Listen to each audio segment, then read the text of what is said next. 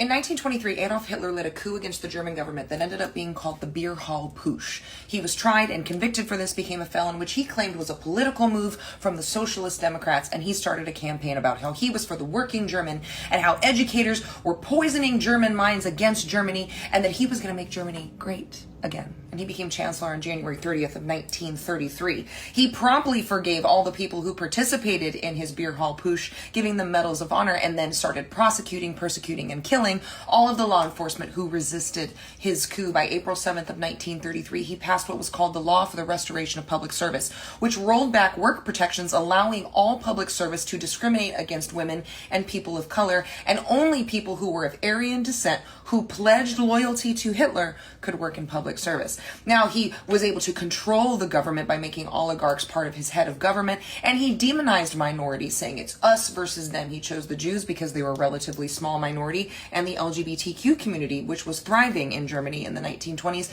include having the first trans surgical clinic that the Nazis burned to the ground. They also banned and burned any books that they considered degenerative or immoral, which just means that they acknowledged that gay people and trans people are real and talked about their experiences. They also burned and canceled any book that discussed classism.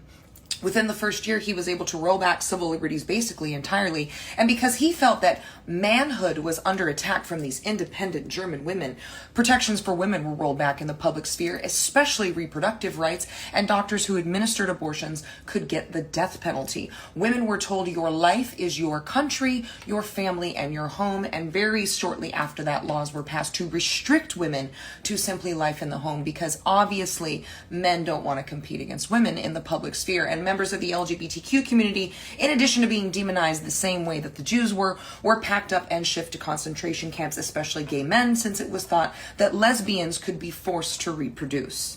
And I say all that to say that then the German army was militarized against the German people and anyone who decided to do the right thing and protect these minority groups.